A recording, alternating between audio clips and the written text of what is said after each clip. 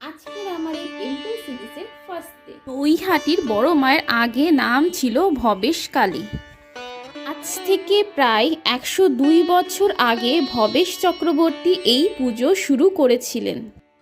কালে তিনি তার 4 বন্ধুর সাথে রাসের মেলা দেখতে গিয়েছিলেন। সেখানে বিশাল আকৃতির রাধাকৃষ্ণের বিগ্রহ দেখে চমক লেগে যায় ভবেশ চক্রবর্তীর। কিন্তু তিনি অবস্থাপন্ন ছিলেন না, অথচ বড় কালী পুজো করার কথা মনে মনে ভেবেও ফেলেছিলেন তিনি। সেই সময় তার কিছু বন্ধু এগিয়ে আসে সাহায্যের জন্য। তারা পুজোতে যথাসাধ্য সাহায্য করেন। এরপরে এই পুজো শুরু হয়।